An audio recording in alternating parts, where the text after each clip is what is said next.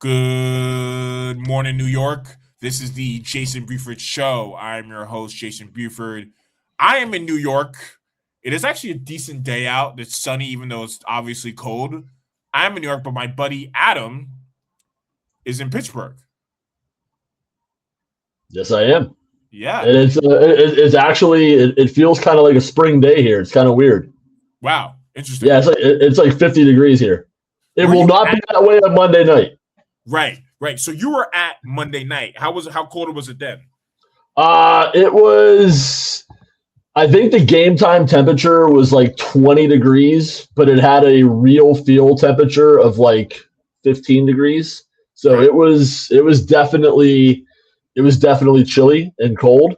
But and it's going to be that way again on Monday night against Houston. So that's going to be perfect playoff football weather. So before we start talking about the game and about the Steelers in general, it's funny. Like, you and I know each other in like such a weird internet way. It feels incredible that you and I have built this a strong friendship that we have. Like, I know your family. Like, you met my dad one time. No, it's absolutely crazy. But we follow each other on Twitter. We liked.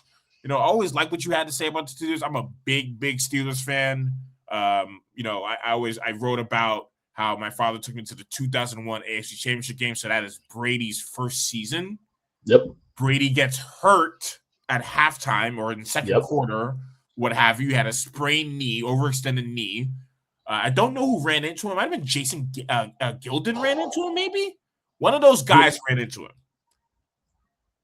I can't remember who it was. But one of those guys ran into him, and Bledsoe came into the game and just cooked us in the second half. That is one of my what if sports moments, because if Brady doesn't leave that game, I don't know if New England wins that game. Yeah. And then it sets into motion all of these what if scenarios. Like because they traded Bledsoe that offseason to Buffalo. Tom Brady became Tom Brady. And that was, of all the AFC Championship games the Steelers have lost over the years, the 94 Chargers game still sticks with me the most. But that is probably the second most frustrating, because they had that game so many times, and you had a blocked field goal return for a touchdown. You had a punt return for a touchdown because they ran out of bounds on the punt coverage. You had Joey Porter drop a pick six that would have tied the game in the fourth quarter. You had Tom Brady get hurt, and then Drew Bledsoe comes in and plays great. Just so many things in that game that were just what ifs. And that would still stick with me. Yeah, my biggest thing is Slash was ahead of his time. He really was. He was in the wrong era. The wrong era. Yeah, we didn't quite understand what to do with him, right? And our offenses weren't as developed as they were now. We didn't quite know what to do with him, and so he was often playing this role as this pocket quarterback. Yep. That he shouldn't have been playing. The Eagles were able to do it with Cunningham a little bit, but for some reason we were slow to all that. We just didn't really know what we were doing when it came to Slash, and they won. We were probably the better team that year, honestly, top to bottom, if you think about it. I really believe they were. Yeah, roster versus roster, we might have been even better than they were. And they were good, but they were just starting to become what they became. That's funny. So that's my first Steeler memory. We became friends on Twitter, and we've just had a budding friendship ever since, right? It's been really great. Yeah, it's been. We got a Yankees games. We've met up at Steelers games. It's awesome. It's awesome. Yeah, you mean a lot to me. So thank you. Likewise. Yeah. So thank you for coming on. Yeah, anytime. Yeah. So okay, like, where do we stand with the Pittsburgh Steelers today? We've had so many conversations about this. We're both fans of Mike Tomlin as Steeler fans, right? We both appreciate Mike Tomlin. We also both have our questions and our issues with this Mike Tomlin era. So for the past, I would say post-Roethlisberger, I like to call this era, right? Post-Roethlisberger era, right? Because forget about the Roethlisberger era, right? We got 2 Super Bowls out that era. We should probably be happy with that. It could have been 3. Probably could have been 3. 4. You went to 3. That's something. You went to 3. Went to 3. Could have been 3 or 4. We could have went to 4. Yeah. But we got 2. That's fine. I'm happy with that. Acceptable. This post-Roethlisberger era, it's been a little bit of a struggle. We've just been average. Right. That's just like what it's been. We've been average. What are your feelings on this current Steelers? I think they've come out of the post-Roethlisberger era better than I anticipated, and I think better than a lot of people anticipated. Because at the tail end of Roethlisberger's career, when you could see him starting to decline, the playoff success wasn't there, I feel like there was always this underlying sense of, well, it's really going to get bad when he's gone. Because what are you going to do without a quarterback? Who's your quarterback going to be? How are you going to replace him? Who are you going to get? And that hasn't happened. Like, they're still winning 10 games every year. They're still making the playoffs pretty much every year. Now, they haven't won when they got to the playoffs, which is a problem. And they haven't really been close to winning some of these playoff games, which is a problem. But I still think there's something to be said for being able to come out of a franchise quarterback era, not have a franchise quarterback ready to go, and still be competitive. And when you look at the quarterback situations they've had just over the past 3 years, just look at the past 3 years. They've won 10 games each year. They've made the playoffs each year. The first year in that run, their quarterback was Kenny Pickett, who is now on, I think, his 4th team in 5 years. Looks like he's going to be a career backup. Last year, they did it with Russell Wilson and Justin Fields. Russell Wilson's previous team thought so little of him, they paid him $50 million to go away. To go away. They ruined their salary cap for a year to say, we just don't want you anymore. Justin Fields' previous team gave him away for a 6th-round pick. Russell Wilson's next team thought so little of him, they benched him after 3 games. Justin Fields won 3 games with his next team. The Steelers won 10 games with those 2 guys. They win 10 games this year with Aaron Rodgers, whose last team, what did the Jets win last year? 4 or 5 games? Was it 3? It was 4 games. I think being able to win 10 games with that collection of quarterbacks, you're doing something right. Like, you shouldn't be able, like, quarterback play at that level should not generate 10-win seasons. It just shouldn't. And so either the rest of the team is really good, either the coach is doing something right, or some combination of the two. Now, you can have a discussion of why are those the quarterbacks they have? What are they evaluating? Why are they not able to find somebody better? But I think the fact that they've been able to stay this competitive, that is a testament to Mike Tomlin. That is a testament to the rest of the roster. But then it becomes a question of, what should your expectations be? What should the ceiling be? Should we be expecting better? And even with all of that being said, are they still doing enough with what they have? I think the thing that throughout this season that bothered me the most, and the thing that I kept going back to, was I think Mike Tomlin is a good coach. I think he will get the most out of a roster. I think it's pretty undeniable to say, I think him being a good coach is a pretty undeniable statement. Yeah. Like, objectively speaking, yeah. I think he will squeeze every possible win out of a roster that he can. I think the thing that I've been questioning is it a talent evaluation thing? And the one thing that I kept going to this season was he truly believed that this defense was going to be great. And he talked about that in the preseason. He had big expectations. He said they had historic goals, and they didn't play that way. And if you look at some of the draft classes they have had in recent years, there have been some misses. They've missed on some picks. Bush was – I think about Bush a lot. Bush was a complete – Yes. Yes. This was playing really well in Cleveland. Like, I'm not sure how good he actually is, but he had a right. good season this year. He did. He really did.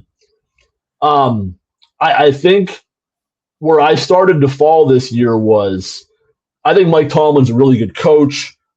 I question the talent evaluation at times. But I also think as this season has gone on, I think you have seen some evolution with Mike. Just over the past 4 or 5 weeks, the number of times they've gone for fourth downs, like especially in their own territory, he was not doing that early in the season. He was not doing that in recent years. I think he has adapted to some things. I still think there are some things that they probably could adapt to more. I think they need to utilize the middle of the field more on offense. I think their offense does need to be a little more dynamic at times. I think they need to be a little more creative. I do think their strength is still in the running backs, running the ball, playing that type of smash mouth football that he wants to play, but you can still do that and evolve a little bit. I think that's kind of where they're held back a little bit at times. But looking at the quarterback situation, looking at just the schedule they played, I'm not unhappy with 10 wins and having a chance to be in the playoffs. I think this is a winnable game. I think they can win. I think they can win this game on Monday night. Yeah, they could win 17-14 tonight, on Monday night, rather. Yeah. And looking at the AFC as a whole, Josh Allen scares me. A game against Josh Allen would scare me because if he shows up and he's playing up to his ceiling, that gives them an edge over every team they play. Yeah, I'm not sure who else. Playing in Denver always scares me because of that's a tough environment, right? Like that. Like Denver's defense scares me. Yeah, Bo Nix doesn't scare me. No, I'm not sure that. I mean, New England's a pretty good team. I'm not sure they scare me. You already won there this year. So there's not a truly dominant team in the AFC. And even with Josh Allen, Buffalo has its flaws. They have a lot of flaws. So it's kind of a wide open AFC right now. So, like, I'm not mad about the situation they're in right now. And I think if they would have lost on Sunday night, if they lose on Monday night, and somebody makes the argument to me, maybe they've just gotten stale. Maybe Mike needs a new challenge. Maybe the Steelers need a new voice. I wouldn't push back on that. I wouldn't say that's a bad opinion. I wouldn't say that's wrong. After 20 years, things run its course sometimes.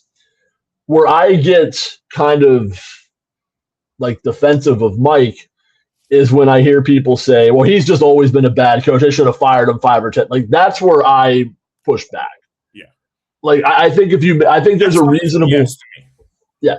Like, I just think that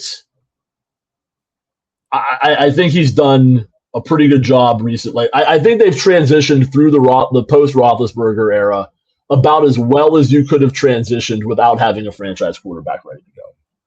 Like, you still have a competitive team. You're still in the playoffs every year. You got to win sometimes, but you're still there. Look at what happened to other teams that had franchise quarterbacks in that Roethlisberger era, right? So whatever you want to say about Eli Manning, he was a franchise quarterback for the Giants. Won 2 Super Bowls. Like, you can say he wasn't that good. Fine, I would probably agree with you. But he won 2 Super Bowls in that era with the Giants. Yes. Look at the Giants post Eli. Yep. It's bad. Yep. It's the Colts. Bad. The Colts post Manning and Luck. Bad. Like, they got Andrew Luck, but they really didn't do much with him. And then when he retired, they haven't done anything. Haven't done much. The Saints post Drew Brees. Haven't done anything. Nothing. Haven't done anything. The Saints tried everything. They tried Winston. Now they have Tyler Shaw, who doesn't really look that good. They've tried a lot of different cats. They tried Carr. Didn't work. Look at these other teams that had franchise quarterbacks in the mid-2000s to, 2019 or what have you. They're not doing that well. So we're actually on the up and up compared to these guys. It's hard to transition through that. With that being said, obviously, I want to win a Super Bowl personally. Right. I know you do as well. Yeah, absolutely. Yeah, but like you still have to get to that point. You still have to be in the playoffs. You still have to like be in the discussion. They're still in the discussion. They just have to take that next step. They have to somehow, through scheme, through finding a quarterback somehow, you have to have one or the other. You either have to have a great scheme or you have to have a great quarterback. Ideally, you have both. Right now, I'm not sure they have either, but they're still finding ways to win 10 games. And I think from a big picture standpoint, the thing that does give me a lot of optimism beyond this season is they have that foundation of you can still win 10 games. You can still make the playoffs. They have a really good salary cap situation after this season. They have a ton of draft picks coming their way. Like there are paths for them to figure out that position. So I still have big picture optimism that they can still get there. But they still have a season. They still have a postseason to play this year, and I don't hate their chances right now. There's a sentiment amongst Steeler fans, none that I know, but I've seen this in the ether at places, either on a online forum or on Twitter or what have you, that we should be tanking or we should stop winning 9-10 games in order to try to get a quarterback in the top 5 or top 10. And if we can't find a quarterback, drafting at number 18 or drafting at number 17. Like, what's your thought about that? There was a time in my life as a sports fan, sports writer, where I probably would have been more in line with that discussion. Like, if you're not winning a Super Bowl, you might as well be bad to get to position yourself for. You hear that in the NBA a lot. A lot of NBA tend to do that. You also hear it in the NHL a lot. Yes. And being in Pittsburgh, there was an expectation coming into this season. Well, the Penguins should be tanking. Well, they're fighting for a playoff spot right now. Like, I don't like the idea at this point of giving up on a whole season, because in sports like the NBA and the NHL, you have the draft lottery to contend with. You're not guaranteed anything at that point. Like the lottery balls don't go your way. You've tanked the whole season for what? The number 5 pick? Like, what's that going to do for you? Mm-hmm. But when you put yourself into a position where you're picking number 1 overall in the NFL, you have a lot of holes to fill. Yeah. And a quarterback can help if you get the right quarterback. But if you look at the past 10, 15 years of draft picks, a lot of those guys that have gone at the top of the draft haven't panned out. A lot of those teams that have been bad have not rebuilt. Like, it's tough to come back from that. I go back to the Dolphins team that was tanking for Tua. Mm-hmm. They've never recovered from that. Mm-hmm. Like, they've never recovered from that mindset. They've never recovered. Like, the same teams are picking at the top of the draft every year. Mm-hmm. And my counter argument to all of the tanking stuff has always been, a lot of the teams that have won and been competitive that have franchise quarterbacks, they didn't need to be bad to get them. The year the Chiefs picked Patrick Mahomes, they were playing in the divisional round of the playoffs that year. They traded up to get him. The year Buffalo picked Josh Allen, they traded up to get him. They were a playoff team that year. Green Bay got Jordan Love, number 26. Baltimore got Lamar Jackson, number 32. Philadelphia got Jalen Hurts in the second round. Like, you don't have to be bad to get that quarterback. I think a lot of it is having the right situation, having the right environment, having a winning environment, having just putting these guys into a situation where they have people around them that they can succeed pretty quickly.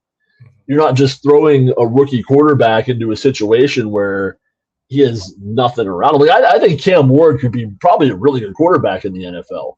He has nothing around him right now. Like, he's fighting for his life every week because he has no line. He has nobody to throw to. He has no defense. Like, the whole organization is a mess.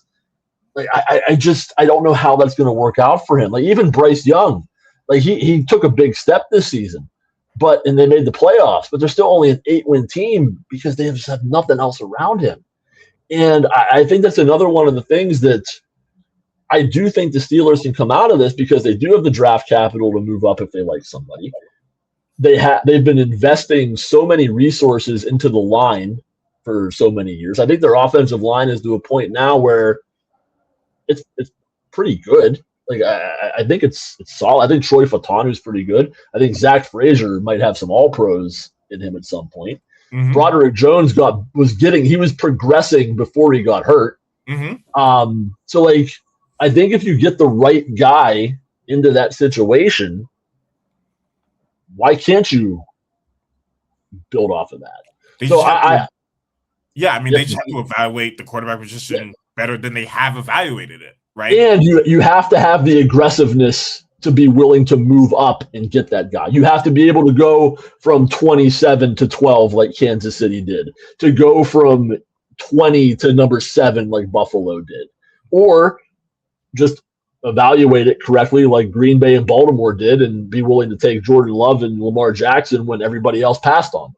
Right. So, like, there's a lot of different ways to get that guy that you don't need to tank. Like, I looked at the playoff teams last year. Like, even the Rams, Matthew Stafford wasn't their draft. They traded for him. Like, there's so many different ways to get that guy that you don't need to just gut your organization. Because once you create that mindset, once you create the mindset that losing is not only acceptable but encouraged, that's a tough thing to get out of your organization. Mm-hmm. Like, bad teams stay bad for a reason. I don't know how good someone like Kyler Murray is, for example. Right. They should be thinking about that, right? Yeah. He is 28 years old. So they should be thinking, okay, what can we do to try to get Murray? Again, I don't really know how good – I can't tell how good Murray is, really, to be honest. Arizona is it's like playing in, like the Columbus. It's one of those things, like, it's a bad situation. It's a bad place to be for a quarterback. It's a bad situation. They really haven't had a good quarterback since that like one Palmer year. Right. Or hadn't had a good team, good weapons around him since that year. Murray's been like really unlucky. The two mistakes I think they really made at that position is 1, drafting Pickett, and 2, signing Wilson. The Pickett decision, that almost seemed like, Roethlisberger had just retired, and they almost seemed desperate. Like, oh my God, what are we going to do? We have to have somebody. Yeah. And I think they looked at it as, I don't necessarily, there's a mindset around here that they only picked him because he went to Pitt. I don't know that I agree with that. I don't think they would operate that way. The first quarterback picked in that draft. He was the first quarterback picked in that draft. Yeah. I like to think that they were smart enough to not make that decision just based on the college. I think they really believed this guy was a Heisman Trophy runner-up. He's going to be the first quarterback picked. Let's take a chance. Let's see what happens. Maybe we get something here. It didn't work. I do give them credit for recognizing pretty quickly it wasn't going to work and just moving on from it. Mm-hmm. The Wilson thing, I'm kind of torn on that because it was so cheap. They got him for nothing. It was a low risk. I don't know how much of a high reward there was. I think the end of his Seattle tenure, what you saw in Denver, it was pretty clear he was not the player he was at his peak. I've kind of come to the thought process on quarterbacks that teams are better off just taking a chance every year on a cheap veteran guy like that, as opposed to getting into a situation where you invest in the wrong quarterback long term. Mm-hmm. Because there's a lot of bad, like you don't want to be paying Tua $55 million a year. Right. Minnesota was paying, Cousins. Right. Like you don't want to get stuck in that situation. Yeah. Yeah. So trying to keep finding the guy until you get it right, I don't have a problem with that, especially if it's a low risk move. But at some point you do need to find somebody, whether it be through trade, free agency, draft pick. You have to find that guy that you can build around and count on. But until you get it right, I'm okay with the revolving door of stopgaps just because I don't want to invest in the wrong guy. I don't want to make that financial commitment in the wrong guy. Because if you have a cheap quarterback, that gives you flexibility to build up the rest of your roster, which I think they've done reasonably well. But until you get that quarterback, you do have a very limited ceiling. Yeah, like watching Darnold, for example, get good in Minnesota and then be solid this year in Seattle, like that's the stuff that's kicking me. It's like, yeah, like had they, he was there. What was that? He was there. Like he was available. He was available. Had they evaluated these guys a little bit better, maybe we could have had someone like Darnold and he can like improve with us, right? Darnold was he's still a young guy. He is. He's still like a pretty young guy. And so that's another example of like the environment for a quarterback. Yeah. Because he went to the Jets. The Jets drafted him in the top 5, and it was a disaster. Like an absolute. He had arm talent. Yeah. Oh yeah, but it just didn't work. It didn't work for him. It didn't work for the team. And then he gets into a situation in Minnesota where he has a good scheme. He has just one of the best collections of wide receivers to throw to, and he just took off. And it's a very similar situation in Seattle where he's got a good scheme. He has great talent around him, and he's won 14 games 2 years in a row. I am curious to see what he does in the playoffs. Like, that was a big problem for Minnesota with him last year, where he had a terrible playoff game. Like, when the competition got tough, he was not what they needed him to be. I kind of want to see what happens with him in Seattle, but 14 wins. Yeah, they have a fantastic defense. Yeah.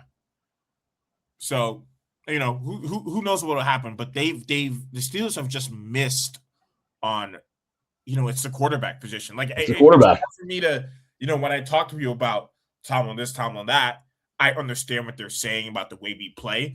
Also, him not being able to find good coordinators also as well. That's part of it too. Yeah. Canada struggled here, man.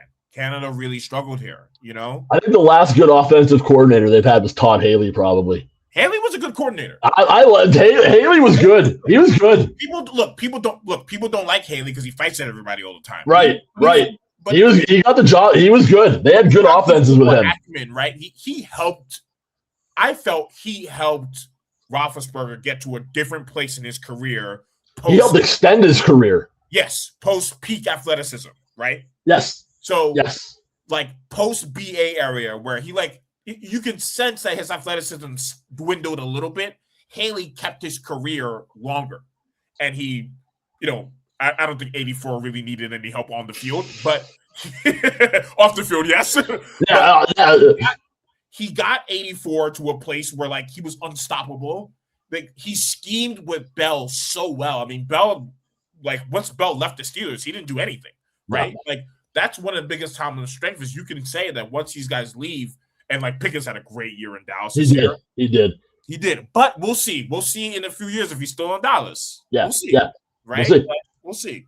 So there are things that he's done that is good. The coordinators have been an issue since Haley. And you have to find a quarterback. That's it. You got to find a quarterback. And if you don't find a quarterback, your team has to be so elite around him. Jalen Hurts is above average at best. But the Eagles have so many weapons around him on defense and even on offense. Even though their receivers are complaining all the time, they're still very good receivers. They're still very good. Yeah. Brown is still a good receiver. He really is. We need guys like that around the team if the quarterback is just not going to be elite Right. level, you know? Right. And look, 42-year-old Rodgers, unfortunately, he went to the Jets first. If he had went with us first, maybe things could have been different. But, Yeah. you know, we got him this year, right? We got him 2 years removed after an Achilles. Yeah. So, you know, this is what we've had to this is what we had to deal with. I will say, the Rodgers experience has gone better than I anticipated it to go. Me too. Like I'm not gonna lie, I thought this was gonna be a disaster at the start of the season. I had very, very low expectations. You know, he had a relationship with Tomlin already. He did. Like from when he was in Green Bay. Remember that video when we played Green Bay at Green Bay? There's that famous video of them winking at each other because Tomlin called There was a huge respect there. There was always a huge respect there.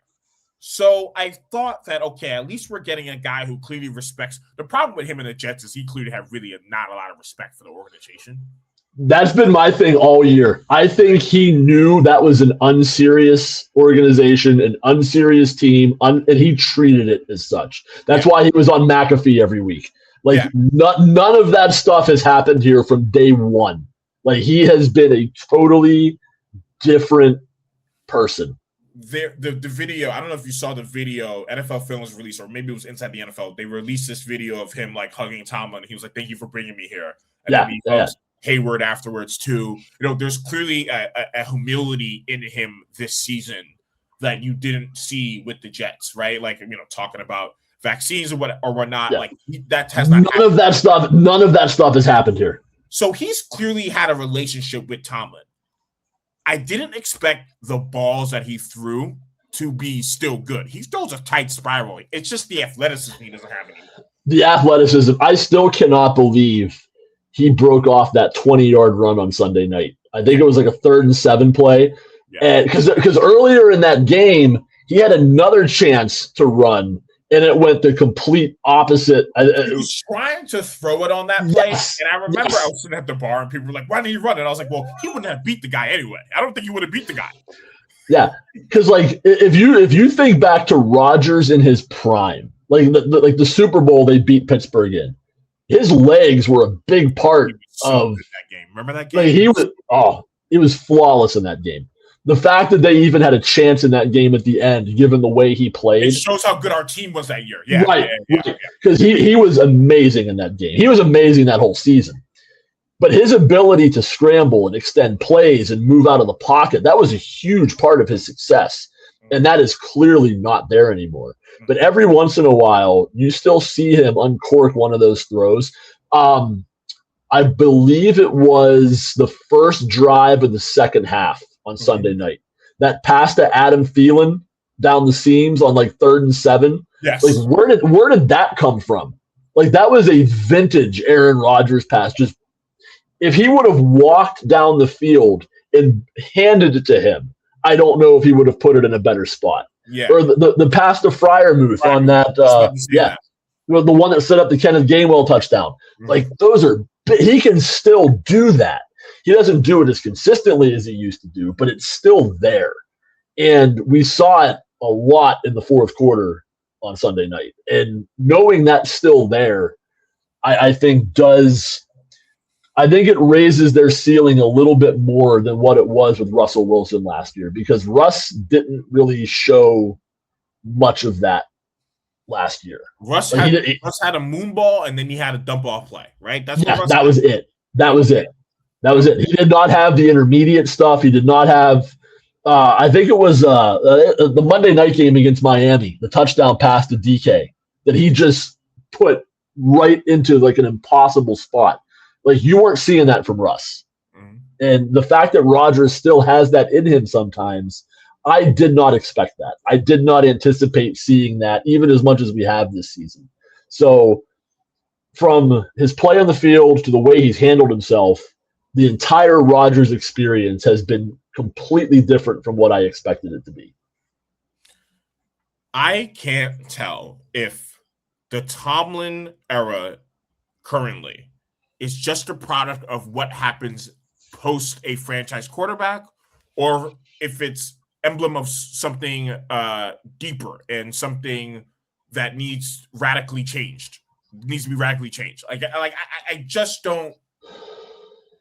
I just can't get there with people saying that he should be. Look, if they let him go, they let him go, and 19 years is a long time at one place. It's a long time. It's a long time at one place. It is a long time at one place. It's a long time in any job. Any job, any relationship. It's a long time at one place. But I just don't think it's on him, really. I don't think any of this is really quite on him, all of it. I think that they need to find a quarterback together. He's shopping for the groceries. I know he's shopping for the groceries. I know his relationship with Khan it's a power sharing ideal. I get that. I've heard that.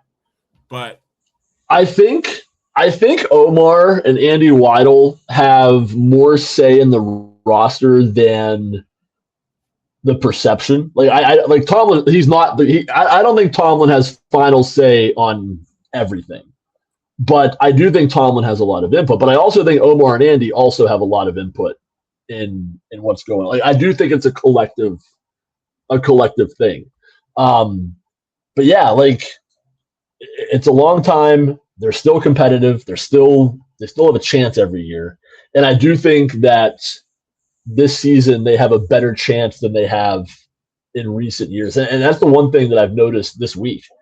I feel like in the past couple playoff appearances, there's been almost no buzz, no anticipation, no excitement leading up to it because there's just been an inevitability to, well, they're going to get crushed. Yeah.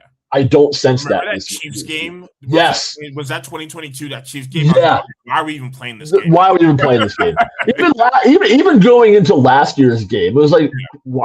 Or the game in Buffalo. It's like it's inevitable. Like what's the point? We actually played better in the game in Buffalo than I thought we were going to play. That was a one-score game in the fourth quarter. Yeah. Like that with Mason Rudolph playing quarterback. But like I don't know if it's the fact that they've been in so many recent seasons they've faded down the stretch. Where this year they're going in having won 4 out of 5. Yeah, they're playing at home. I feel like I like Houston. I love their defense. Their defense is just insane. But I think it's still scare me. Stroud doesn't really scare me that much. Their defense scares me. Their defense is really good. Yeah, and Ryans is such a good defensive coach. Right. But I feel like this is a more winnable game than the past 3 playoff games they've played in. So I think they're at home, right? And they're at home. Yeah. Huge difference. We have my buddy Jake Nevins in there. Adam, meet Jake. Jake, meet Adam. Hey, Adam, how's it going? Hey, Jayson. Nice to meet you. What's up? So, we've been talking about Steelers. I wanted to bring you in. You wanted to come in. You hit me up yesterday, and you wanted to come on because the Ravens yesterday fired John Harbaugh. So we've been talking about Tomlin, right, for 19 years. What's his era been like, specifically post Roethlisberger Tomlin era. You've been a Ravens fan. You're a Ravens fan. You've been a Ravens fan all your life. You've seen the Harbaugh era. How did you feel about last night's news that they were letting Harbaugh go? How did you process it? Like, did you think it was time? Like, talk to me. Yeah. Well, I should start by saying that, like, my phone, it was 5 p.m. I was at the office. My phone was just like flooded. And I went back a few minutes ago before coming on because I was trying to figure out if your text to me was actually the first one that came in, and it was. So I found out John Harbaugh was fired from you, Jayson. Look, I was honestly stunned, pleasantly so. It's an organization, as you said, I've been a fan for all 30 years of my life. My dad's a big Baltimore guy and, went to so many games as a kid, and it's just, for better or worse, has, dictated my moods and, taken over my life at times. I will say knowing so much about the organization and you know, I know how high a premium they put on continuity. I mean, 18 years, only exceeded by Tomlin's 19 years in Pittsburgh. And I just didn't think that Bisciotti would pull the trigger on this. You know, both because it's hard to win games in the National Football League. And there are, you know, you got to think there's no less than like 15 franchises in the league who would kill to be in a position like the Ravens and Steelers, where, you know, pretty much every year these coaches have their guys in position to make the playoffs, to have playoff success, to win double-digit games. And, you know, I give Harbaugh tons of credit for that. As everyone's noting today, he's a culture builder. And, you know, a CEO type coach who, for the most part, has his guys ready week in and week out. But to be honest, as a fan, you know, we're in a window right now with potentially the most talented football player on earth, and they have pissed down their leg 4 consecutive years in like the most excruciating fashion that you could imagine. Like 2022 wild card. I mean, granted, Lamar didn't play that game, but like Huntley trying to go over the goal line, QB sneak, fumble, goes back 99 yards the other way, a 14-point swing. I mean, it's like it's cartoonish. Obviously, Zay Flowers fumble in the 23 AFC Championship, and the Mark Andrews drop, and then the Luke miss on Sunday night, and it's like every year it's a different player, and it happens in some new and freakish way.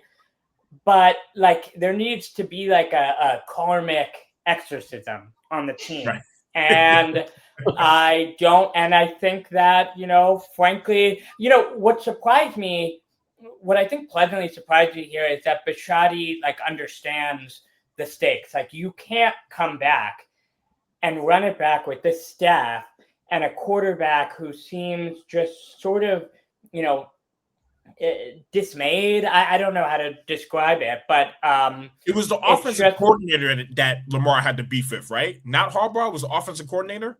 That's what's coming out. You know, it's hard to know. I feel like, you know, who's feeding the media, which like I'm not really sure. But at the end of the day, yes, there were some reports that Harbaugh was kind of a buffer between Monken and Lamar, and that Monken wasn't really a people guy, and in any case, I just think like what better way to get Lamar excited for year 9, to get all the guys excited for year 9 than like some new blood. And I just think like Bisciotti recognizes that, you know, first of all, this is a team, as you both know, because I think we've all been watching these two teams for our whole lives. We were in like quarterback purgatory for the first 20 years. Like the Ravens, it's almost like the Ravens are like, what do you like? You know what's weird though? You know what's weird? A lot of and we'll get to. I was gonna make us rank like what are the top 5 Steeler Raven games ever. In this era, I was gonna make us rank that. But like, what's funny is Flacco had great games against us. Like Flacco had like he had tough games against us. I never felt like going into a Steelers Ravens game, even though Roethlisberger's obviously better than Flacco in that era. I never once thought that Flacco wasn't going to show up, or that like it was not a winnable game for the Ravens. Mike Tomlin still fears Flacco. He still fears him. Seriously, like you could put Flacco. He kind of tore him apart earlier this year, right? Yeah, he still fears him. 30 plus. Right. Yeah. I mean, look, you can put Flacco in the game now. As Adam's saying, I'll still be like, oh, that guy can he can do some stuff against us. You know, like he wasn't great, but there was something in him. He had a thing, right? Like he just had a thing where you were like, oh, like he can get some stuff done against you. So that's what's really funny about the Ravens. Our situation is different than your situation, as you were talking about, Jake, because Lamar's so good. Right. I mean, yeah, and it's like, you know, there's all these kind of like obituaries coming out today, and look, like I don't dismiss like you know, Harbaugh 12 playoff appearances in 18 years and 4 AFC championships, and you know he's managed to maintain, however, a culture that I think was started by Ray Lewis, Ozzie Newsome, Terrell Suggs, Peter Boulware, Brian Billick. Like, I just think this like tradition of winning football that both of these teams have been lucky enough to enjoy. I think it's about, you know, like every time there's like these lists of what are the most respected front offices in sports, like you're always seeing Baltimore and Pittsburgh up there. And I just think that, and I'm pleased that the organization agreed that there's got to be a way to, you know, maintain a level of continuity and a standard of success while, you know, getting rid of the guy who has been like the through line for like years and years of disappointment. And mind you, like every time the Ravens and Steelers play, you look at Tomlin and he's animated on the sidelines, and you know, at the end of the game, there's that clip going around. He's thumping his chest. Like Harbaugh doesn't call the plays, and he manages to. I mean, you look at him; it's like this 1,000-yard stare. It wasn't always like that. I think that it might be good for him to have a fresh start too, and you know, like he'll have a job at the end of the week, most likely. But it's a new dawn in Baltimore, and I'm happy. Adam, what did you see when it come to the Ravens? You know, when it came to the Ravens all these years, and in particular in the recent, you know, past 5 years that we played them. Well, I think the thing that I mentioned this on Twitter yesterday. I feel about Harbaugh kind of the same way I feel about Mike Tomlin, where I think they're excellent coaches. I think there is also a very real possibility that the next guy might not be as good. Like that is the standard that these two guys have set for their teams is both a blessing and a curse. And it's a blessing because, you know, every year, if you're a Steelers fan or if you're a Ravens fan, you're going to be competitive. You're going to be in it. You're going to be in the playoffs. And that sets a really high expectation to where until you get over that hump and climb the mountain, every year you don't do it, the frustration builds more and more and more and more and more until it finally reaches a breaking point. And I think Jake made a good point where, like, you just eventually get to a point where maybe Harbaugh needs a fresh start. And I said this to you earlier, Jayson. If somebody said to me, you know what, Steelers are stale, Mike needs a new challenge, Steelers need a new voice, Baltimore's stale, John needs a new challenge, Baltimore needs a new voice, I respect that. I accept that. I can be convinced on that. I just think that it's really hard to find a coach that can get you to that level consistently because the NFL is not designed for that.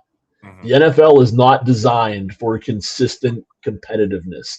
It's designed to knock the teams at the top down. That's what a salary cap does. That's what free agency does. Yeah. That's what parity is supposed to do. It's tough to stay there. And I look at the names that are available that people are talking about in this hiring cycle. I don't see a Ben Johnson out there. I like Brian. I think Brian Flores is a really intriguing option, but there's only one of him. There's 17. There's 7 teams looking for a head coach. To be honest, the Flores thing, Adam, like I who knows if I don't mean to talk like this, but like, who knows if the NFL is going to let people sign him? You know what I mean? Like, there's such a weird energy with him in the NFL, and like, I don't know what's gonna happen there.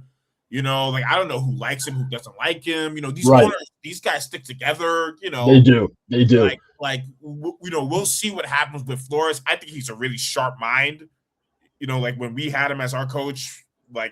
Thomas should never let him left the building, in my opinion. Like, I honestly think for Baltimore, he would be such a good hire for them because you look at the defensive side of their ball, they don't really have Kyle Hamilton is a phenomenal player, but they don't have the Terrell Suggs, the Peter Boulware, those guys on the edge that can just cause havoc. I think if you put somebody that can draw up a great scheme and can just say, you know what, guys, we're just going to bring 7 guys at the quarterback, I think they would excel with that. But again, there's only one of those guys out there. This hiring cycle. I'm hearing names like Matt Nagy that people are interviewing, and like the Titans were like interested in Jason Garrett. Like, I do think Stefanski is like not a bad coach. I'm intrigued to see what would happen with him. Yeah, because so many people like him as a coach. The track record, like the record, is what it is. But like, that would be the ultimate test of how bad of an environment is Cleveland, where if he goes somewhere else and just starts ripping off wins. I'm very intrigued to see what happens there. And obviously, Stefanski inherited like a real nightmare at quarterback with like 7 different, mediocre quarterbacks on a payroll. But to your point, Adam, about these hiring cycles, a lot of this to me, there was no way the Ravens were going to fire Harbaugh after 13-4 season and the 23 AFC championship. But you had the guy in the building who was the Ben Johnson of that cycle and Mike McDonald. Yeah. And they let him walk. And look, now he's got the Seahawks #1 in the NFC. And speaking of a guy who's able to scheme pressure with no really premier edge rushers, I mean, the Ravens in 23 led the NFL in, I think, sacks, turnovers, and points per game. It's that, the defensive triple crown, and that was all Mike McDonald.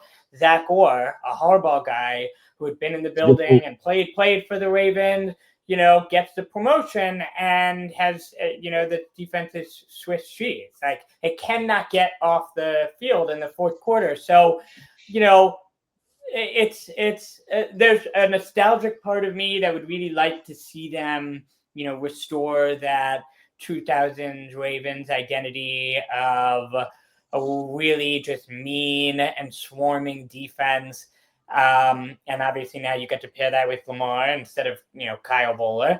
But then also, the way things are going, it's like it's the young offensive minds who are, if you look across the playoffs, with the exception of a few teams who have their teams in position to win a Super Bowl. And it would be nice for the Ravens to get an offensively minded head coach and then not have to worry about an offensive, some guy being interviewed the next hiring cycle and getting poached, So it's crazy. I mean, I was 12 years old the last time when the Ravens were looking for a head coach. So it's like, it's a wild situation. But I think it bodes well if they're able to nail it. And, one more thing I'll say is Harbaugh was a relatively unknown special teams coordinator when they brought him on in 2008. So it could be a guy who's, first of all, I don't think Bisciotti would have done this had he not been thinking for months about potential alternatives. So it might not be, the Kubiak, Flores, Jesse Minter, like one of the sort of hot names. Like maybe they can find a kind of diamond in the rough who's sort of unknown. Yeah. Jake, I have a question for you about Mr. Lamar Jackson. Yeah. What's up? Are you nervous? Are you nervous about him possibly being past his prime? Like, did the peak already happen, and is he now past his prime? He looked good. Fairness to him, Sunday night he played great. I mean, I thought he was terrific. I thought he made some exceptional plays, like really great throws. Yeah. I'm not. I mean, I have tons of faith in Lamar just because, first of all, if he's a half step slower in the 2026-2027 season than he was 3 or 4 years ago, he's still the most elusive guy with the ball in his hands in the NFL. And he's just managed to develop his a lot of credit goes to Todd Monken for this, but I mean, he's also one of the best pure passers in the NFL. And and he has been plagued by what was a less than serviceable offensive line this year. And then the injuries kept piling up. I mean, it was knee, hip, and ankle, and toe. I think they probably got, another, it's hard to say, three years of Lamar, the top 5 quarterback in the NFL. And I've just grown to think of him as the fulcrum of the organization. I don't think there's any way forward that does not put him and his, contagious desire to win a Super Bowl at the center of the project. Just no one wants it more than him, and he's been let down and sold out. And granted, he did not play well in the playoffs for his first several appearances, but I think that for the most part, this narrative of big game Lamar falls short has been debunked. And I just think they got to find a guy who he's excited to play for, who can just let him go nuclear, because I think he's still got it. That's my feelings on that. He's a fantastic player to me. The closest thing to Peyton Manning since Peyton Manning in terms of regular season success. In terms of the regular season success mixed with playoff disappointment, he feels like the next Peyton in that way. A lot of unfinished business. Yeah, a lot of unfinished business. I mean, a lot of things have happened. Unlucky is the word I was thinking about. A lot of unlucky things happened to Peyton a little bit in his playoff career. The Vanderjack miss in 2005. That Ty Law interception game where they had to stop all the rules that the press coverage rules that the Patriots were doing. That stuff has happened to Lamar and his Joe Flacco's Hail Mary in Denver. Right. That. Yeah. The Mile High Miracle. Yeah. So it's nuts. And well, hopefully Lamar's story can end the way Peyton's did. Right. Right. He needs he got his ring. Where's his 2007 title against the Bears? Where is that for Lamar? So that is a big part of it. Yeah. And to your point, I think something I'm not sure if you guys saw, but there's this clip that was circulating, and it was Harbaugh, an interview maybe in July or August before the season, and someone was asking him, "How do you feel about the idea that this team is Super Bowl or bust?" And he's like, "That's so phony. Football is about the journey we take as men and the people we become. And all of that is well and good and central to the Harbaugh coaching philosophy. But for Lamar, it's Super Bowl or bust, and that's it. I mean, it's he wants it as bad as anyone else in the league. And I think that is where the organization needs to get aligned. There needs to be a guy who's you know what? We're perennial Super Bowl favorite, 11, 12 wins a year consistently. You got blue chip players on defense. You got two or maybe three blue chip players on offense. No, we're not going to settle for less in a Super Bowl. And I think that I'm not really sure when the fire sort of went out for Harbaugh, but I just think that things got a little comfortable. These are Lamar's Super Bowl winning years. When someone's like, "This is my childbearing years," this is Lamar's Super Bowl winning years. It has to happen at some point. I think if this era is going to be what if it's going to be other than just Lamar was so great to watch, this, it has to end in the Super Bowl, or it has to have a Super Bowl in it. So I thought. Look, I tweeted after Harbaugh got fired that it's been a privilege to face Harbaugh's Ravens all this time for 18, 19 years. When they first got hired, I was 12 years old. I'm now 29. I turned 30 in a few days. It's unbelievable. I got to watch both of these teams play against each other my whole life, and these games were fun. They were tough. They had different styles. When they first came out together, it was just defense. If you guys remember, right? It was Ray Lewis versus James Farrior versus James Harrison versus Lawrence Timmons versus Lamar Woodley, Troy Polamalu versus Ed Reed. That's what it was, right? We had Ike Taylor, that's it was just that. It was just that. And then Roethlisberger, shaky Roethlisberger in 2008, which was he had a tough offensive line that wasn't really that good yet. And then he had Santonio Holmes was his best target. Hines Ward was by far just a wash at that point, really eroding. Just glorified tight end at that point. So you had that era, and then you have widespread offense era with Antonio Brown. Flacco has Steve Smith Sr., Flacco's got a few other cats that he's that he can spread the ball around to.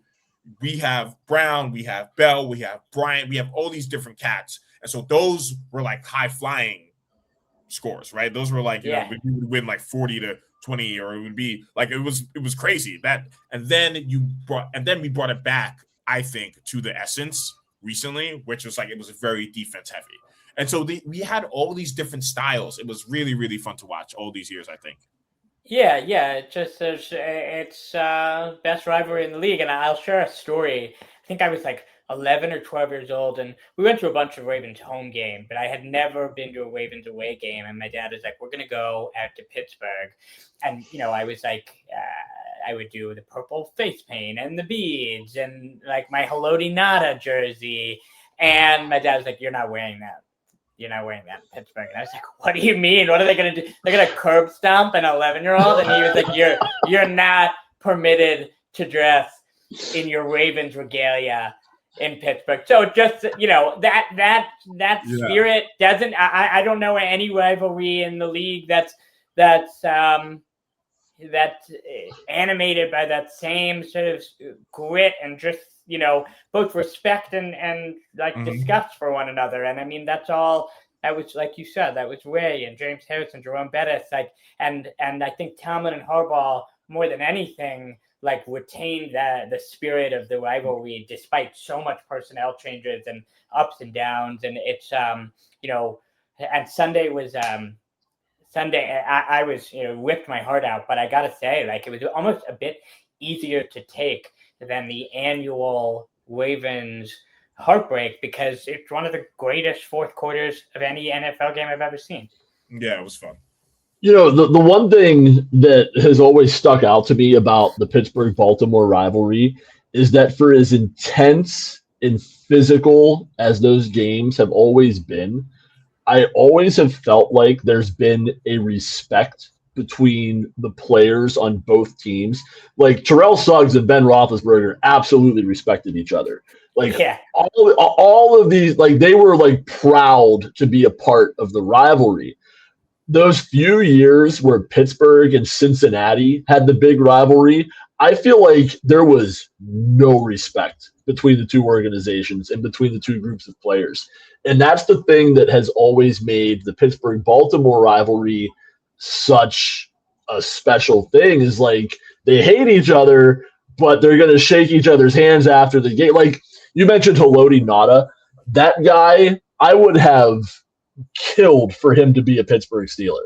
Like I would have loved Ed Reed to be a Pittsburgh Steeler. Like those guys were just phenomenal football players that like you have no choice but to respect them. Suggs was amazing. I was always a big I was such a love Terrell Suggs. Like phenomenal player. Also, the thing about Suggs is Suggs had like 3 different eras. You know what I mean? Like Suggs he really did. No, literally, Suggs played until he was like 38. Like he had like so many different eras of playing with Ray, playing with Ed, but then he had this era where he was just kind of been by himself. Like he was the last mainstay of that Ravens era. Like Suggs was great. Yeah, and to your point, I mean, I was there. I don't know that I was ever week to week more fearful of a single player in the league just wrecking the game as I was James Harrison. I mean, the number of times that I mean, he made Flacco look like a statue. You're like Harrison's kind of, and quarterback just freeze up like just a generational player, and both teams are just stacked with them, which is again testament to front offices that just draft and develop. And I mean, it's a cultural thing. Yeah. So I want us to do an exercise, right? Yeah. We'll, like, I'm ready. Yeah, the Steelers versus Ravens. Like, what are the top 5 Steeler Ravens games in the Harbaugh Tomlin era? I want us to try to do an exercise. Either we can have like our own 5s, but or we can like create a 5, us 3 together. Like the Christmas Day game, that's something I always think about. That game is incredible. That Christmas Day game is great. Like we had the color rush uniforms on, Brown touchdown with 6 seconds left on the clock. Him reaching. That's the extension. That was it. Like that's the extension game. That's also a great Le'Veon Bell game. That's a terrific Le'Veon Bell game. Tremendous Le'Veon Bell game. Yeah, like one of the best Le'Veon Bell games. Yeah, I go that in the top 5. I don't know where that ranks. That I think purely as a game, that probably ranks in like 3. There is the AFC Championship game in 2008. Yeah, that's what I was going to say. This isn't that close of a game, but that's Polamalu game-sealing touchdown. But what I remember about that game and why it's significant to me is that's the game where McGahee was like unconscious on the ground for 3 minutes. That is to this day still the most physical football game I have ever watched. Yeah, I don't like both sides. Just like I've never seen a game like that in terms of just pure physicality and damage to people's bodies. Just a hellacious game. Yeah, and in the context of Harbaugh's first year and Flacco's first year, and the Ravens would go on to make, I think, another 2 AFC championships, not winning a Super Bowl for 4 years. You guys did win it that year. I mean, that game sort of epitomized the late stage Ray Lewis Ravens, where maybe all your blue chip players have lost a step, but they're hitting harder than everyone else. That's an incredible game. I can remember where I was.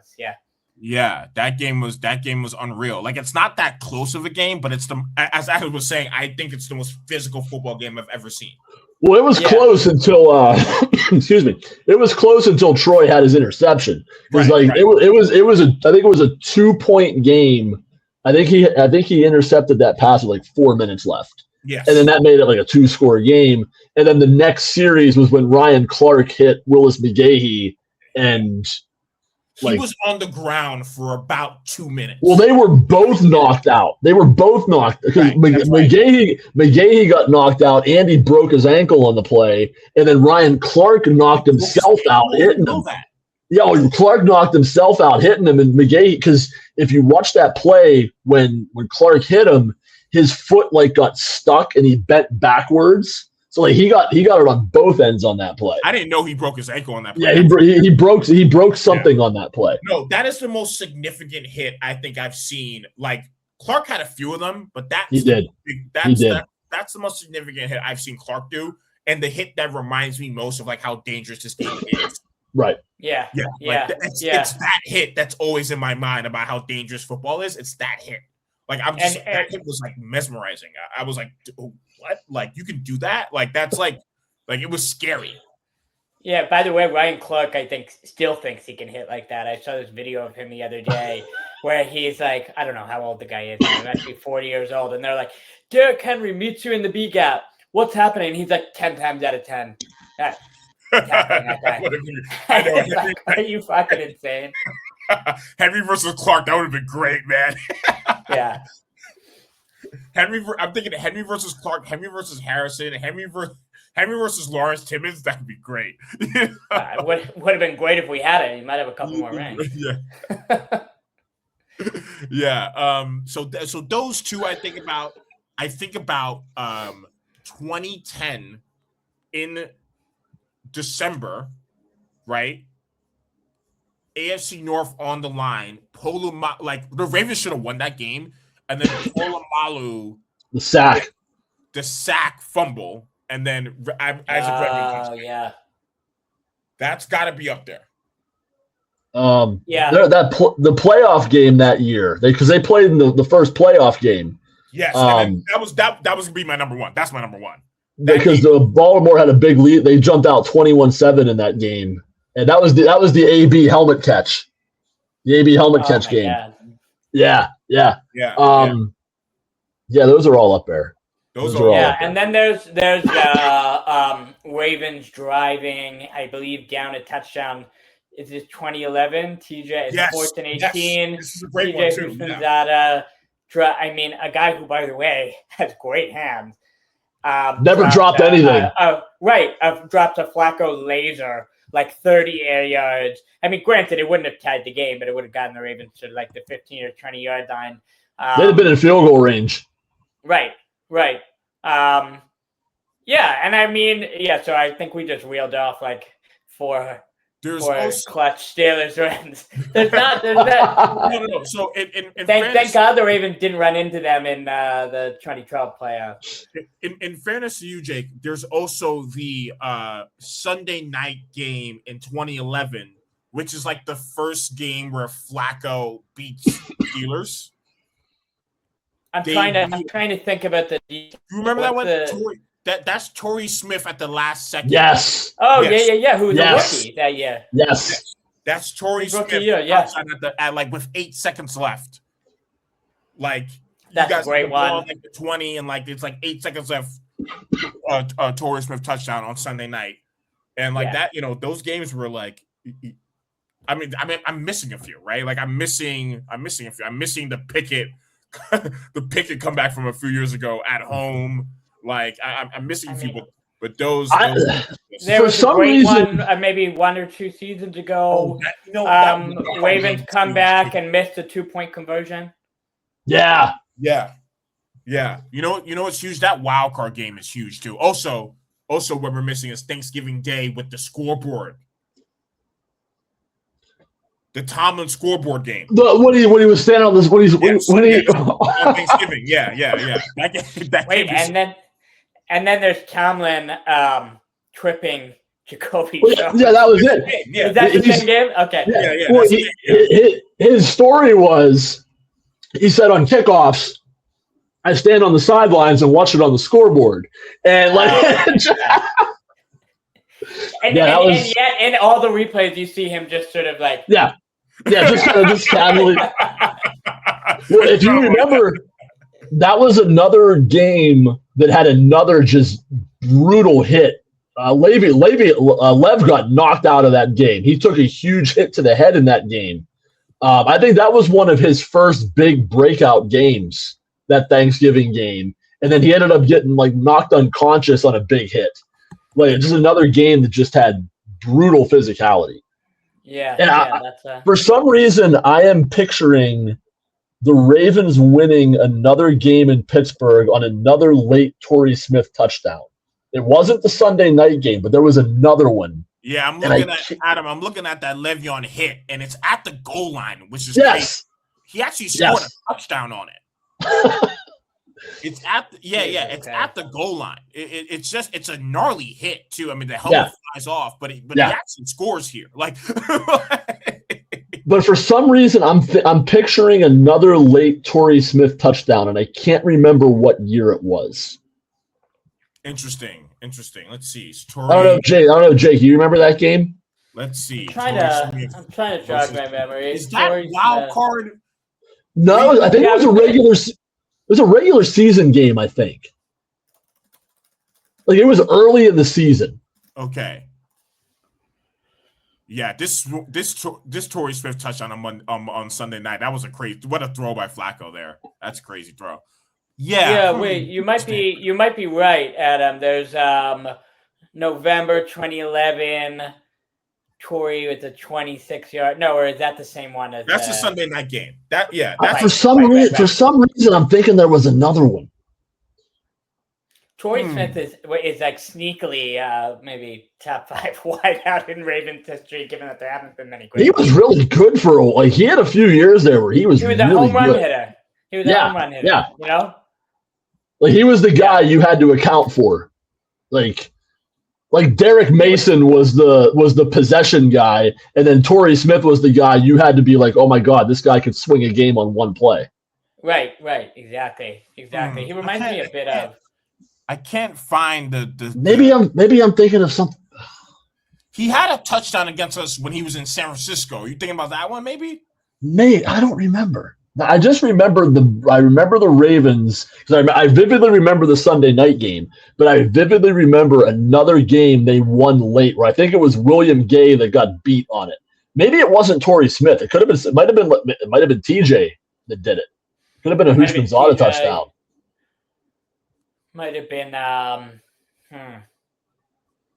Honestly, you try to think of the Ravens receivers historically who could have pulled that off. I'm coming up with like Derek Mason, Steve Smith Sr., Torrey. Now, I was always a big Derek Mason fan. I like Derek Mason. He was a really good player. Only eclipsed as a franchise leader in receptions and receiving yards this season by Mark Andrews. And the guy was on the team for like 4 or 5 years. I mean, that's how. I would have never guessed that. Yeah, it's completely nuts. And he had Kyle Bull and Steve McNair throwing to him. Yeah. There's so many games you could even think about. The wild card game where we're missing Bell. Yeah, Stephen Ridley fumbled. Right. Stephen Ridley fumbled. They signed him off the street that week. And he fumbled and totally changed the game in Baltimore's favor. Ridley had issues fumbling in New England. He did. Which was like craziest thing. And then we signed him, and then that happens. It was just like Flacco was great in that game too. He was incredible. He was incredible in that game. Yeah, incredible in that game. Yeah, I'm see wild card Steelers Ravens 2014 game. He was, if I recall, he was great. 2014 was a really good run. Yeah, so they actually they beat us 30-17 that game. Yeah, Flacco 18 for 29, 259 touchdowns, two touchdowns, 259 yards rather, 2 touchdowns, 0 picks. But that didn't even tell the story. He was in control of the whole game. They didn't have an answer for him. We didn't really have an answer for him. Steve Smith Sr. was great too. He was great. 5 catches, 101 yards by Steve Smith Sr. Owen Daniels. Wow, Owen Daniels. Wow. Owen Daniels. Names are funny, man. I totally forgot he played for the Ravens. Yeah. That was like a time machine just now. Owen Daniels. I only remember him in Houston. Right. Yeah. It's crazy. We just like really misspelled that game. Like, really, really misspelled that game. We had no answer, for the Ravens on offense. But if we could have won a shoot with them, I think we could have won a shootout with them. Yeah. But no Bell was really, really tough on us, I think. Yeah, that was a big one. Yeah, that was a really, really big one. Yeah, we lost Bell against the Bengals the week prior in the last game of the regular season. Yep. And it just really, really hurt us. Really, really hurt us. So, those games were awesome. It was really an awesome rivalry. I hope it continues, Me too. Yeah. No Harbaugh. Tomlin and Harbaugh are stylistically similar. And so that's why I think it also the rivalry was so big, because they're just such alike as coaches. And you can tell they have a lot of respect for each other as coaches. But that's the thing that always baffled me so much about Harbaugh, especially in the later years. It always felt like when he went against the Steelers, he would get away from what worked for him. Yeah. And there, on Sunday night, there were 2 Ravens fans sitting next to me. And I told them, I said, Lamar is obviously an objectively better player than Tyler Huntley. I said, but I'm not mad that he's playing in this game, because I think Harbaugh is going to forget about Derrick Henry, because he does. And they both immediately agreed with me. And they're like, yeah. And then you look at the end of that game, Henry only carried the ball 20 times. Right. Right. And frankly, I mean, the Ravens weren't running the ball on first. I mean, the reason the Ravens got into 3rd and 7, 3rd and 8 is Henry was getting 1-2-yard carries first and second down. Sticks, and Lamar had to turn into super. I mean, it was funny to hear all the commentators, and listen, I very much I would have said, prior to the game, give the ball to Derrick Henry 30, 35 times, but everyone was, sort of beating that drum. And at the end of the day, it was only because of Lamar. It was only because of a few blown coverages and Lamar heroics that we were able to score it all. I still can't believe after the 4th and 7 completion with 20 seconds left, they had 2 timeouts. They didn't give Henry the ball at least one time, to try to get 5 or 6 yards because that's a tough place to kick. A 45-yard field goal is you just watched Chris Boswell miss one at the other end of the field. They tried to get him at the center instead of the half. Yeah, give Henry to me. It's just like, this is like a perfect example of like Harbaugh, sort of late stage Harbaugh, just being like too clever by half. He outsmarted himself. He outthought himself. 100%. And like, if you don't think there's a difference between, first of all, they lose 2 yards on the They lost a couple yards. So it goes from a 42-yarder to a 44. But if you run Henry, you might be able to turn that into a 37-yarder. And you've got a 24-year-old rookie kicker. He will never face a more hostile environment than looking out into this sea of black and yellow in the biggest kick of his life. And you lose him 7 yards. Well, I mean, by deciding to kneel, and then because you want him to kick it from the center, he's already in most of his kicks. It's just, most kickers are pretty accustomed to kicking from the right or left hash mark. Not only all of that, but he already had a huge mistake in the fourth quarter of that game when he kicked the kickoff out of bounds. Like he was already probably feeling some pressure, and you couldn't get him a few more yards. Like I was stunned that they were so willing to just say, "Okay, we're close enough." Like that's it. Yeah. I can't believe Henry didn't touch the ball. Guys, I forgot about one game. I forgot about one game in December. So I forgot about 39-38 Steelers 2017. That was a random Sunday night game. Yeah, random Sunday night. Roethlisberger throws for 506 yards. Brown gets 213 of those 506. That was the stretch of games where he threw 6 touchdown passes in back-to-back weeks. Yes. Because the week before he threw 6 against Indianapolis. Yes. Or it was the week after. I can't remember which. Yeah. I forgot. Was that? No. So that was actually, you know what that was? That was 2014. Okay. Yes. So that was 2014. We had beat. Remember, we started that year 3-3. Yes. We had beat Houston on Monday night, and then we beat Indianapolis. He throws 6 TDs, 3 of them to AB, and then the next week we beat Baltimore 43-23, and AB has another great game, and he throws Roethlisberger through 6 touchdowns again that game. Yes. Yeah. That was a crazy game. Yeah. 2017 is we that's when we we had like I think 7 straight wins that year. It was sounds about right. Yeah. We had beaten Green Bay on Sunday night. We beat Cincinnati at Cincinnati. And then we beat Baltimore 39-38. And Roethlisberger only has 2 TDs, but he throws for 506 yards that year. Yeah, okay. I'm looking at the box score right now. 66 passing attempts. Yeah. And Roethlisberger in this game. I don't know that I've ever seen a higher number. Yeah, that's crazy. Yeah, the Brown goes for 11 catches, 213 yards. Unbelievable. It's crazy. But that's also another game where Flacco plays us tough, and he's like right there, and it's I'll miss playing against Flacco. He was like the weirdest quarterback. He's so weird. He really is. I mean, the guy could kneel and heave the ball 70 yards, and then turn a check down into a pick six. It's his duality. Yeah, but I love the guy. Yeah, no, literally like idiot savant type of quarterback, and it was like really fun to play against because he always brought it against us, especially on the road.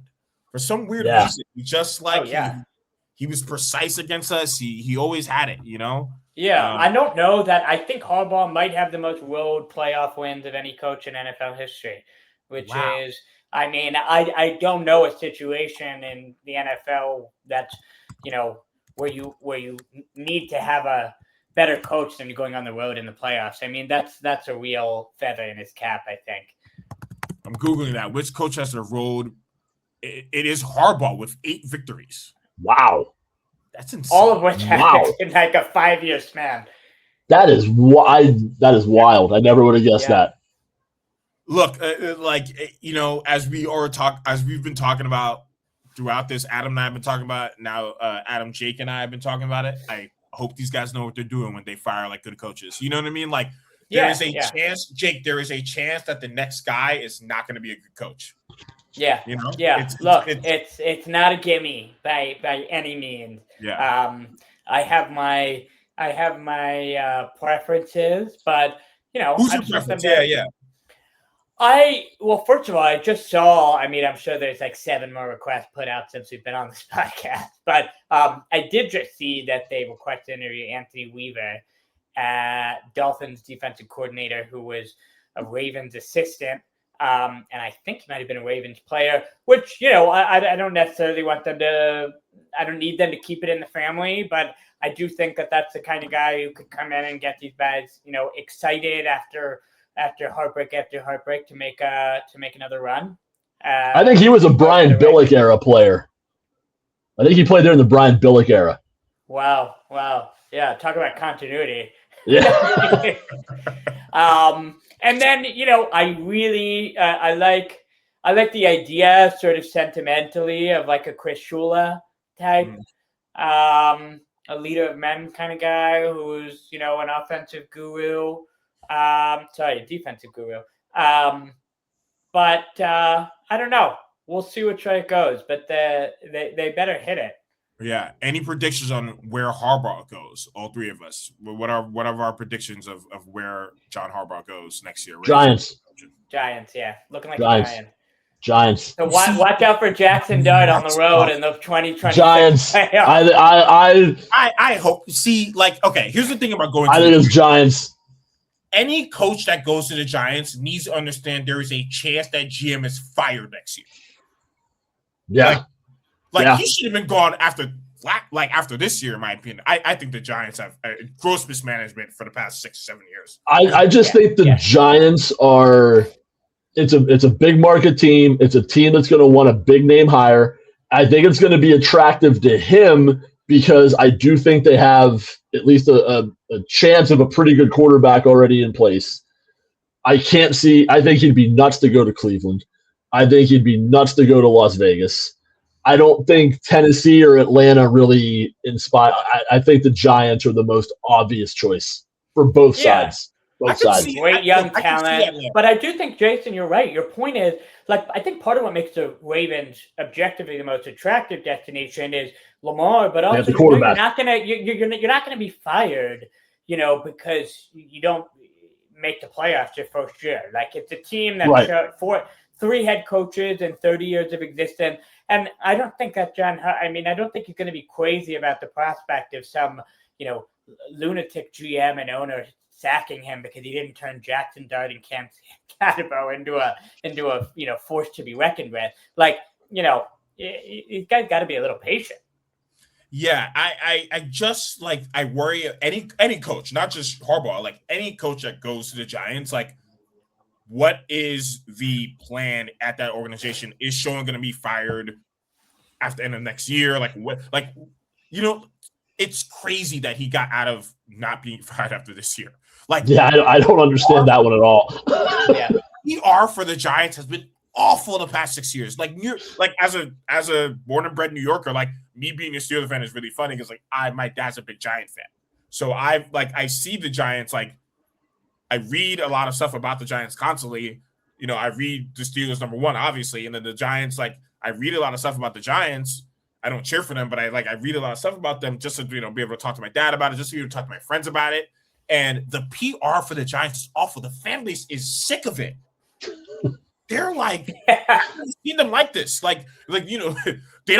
Giants fans think they know real pain, but they don't actually know real pain. You know what I mean? Steelers fans are like that too. But they're sick of it. They are pissed. And the fact that Sean lasted this year, it's crazy. He made some really bad moves. I think that's why a big name head coaching hire is what they want. Yeah. What they're gonna do. Yeah. And I gotta say, guys, I will be waiting with bated breath to see John Harbaugh address the New York media. These guys are those New York Post headlines. I'm not sure. John Harbaugh, obviously, rightfully so, has a vast reserve of respect. But a John Harbaugh press conference is not exactly a revealing experience. This guy talks in circles. It's a lot of old maxims and stuff like this. I think that could be a real sort of unstoppable force, immovable object thing. John Harbaugh at the podium, the New York Giants. Yeah, I actually think the Falcons is an interesting And we're getting ready to wrap it up a little bit, but I think the Falcons are an interesting pick. They have a young quarterback. Yeah. Right. Falcons, you said? Yeah. Yeah. Interesting, right? Like interesting, right? Like it's not New York as a market, but it's not Tennessee as a market or anything. Like it's Atlanta. Like people like coaching in Atlanta. They like playing in Atlanta, like I can see it I could see it. But I also think he ends up with the Giants too. I think the Giants really need a PR win, and this is their PR win. The wild card is there a team that has a coach right now that would fire their coach? Miami Dolphins. Yes, Steve Ross, has been trying to get Harbaugh for years. Is what I Apparently, somebody that has a head coach reached out to Harbaugh already. I don't know who. Like that's always that's the wild card. I think it was the Dolphins. I think I saw that Jayson Anderson reported that it was the Dolphins. Yep. Said that the Dolphins. I'd be curious to know who else, because I read something like he's got 9 phone calls and there's 6 openings if you include the Ravens. And I'm just like, what? I don't know. It's just look. Who else? He's gonna. Maybe thought experiment. Right? Like who else would be calling? I think Jerry Jones is crazy enough to do that. Buccaneers, maybe. Yeah, I could see. Yeah. I mean, that's a seriously underachieving season in a dog shit division. Yeah. The thing about Jones is the offense was good this year. It was pretty good this year. So that's the one. But Jerry Jones loves people talking about the Dallas Cowboys more than he loves the Dallas Cowboys winning. Yes. And nothing would get people talking about the Dallas Cowboys more than firing his head coach and hiring John Harbaugh. Yeah. That would be, he would love that.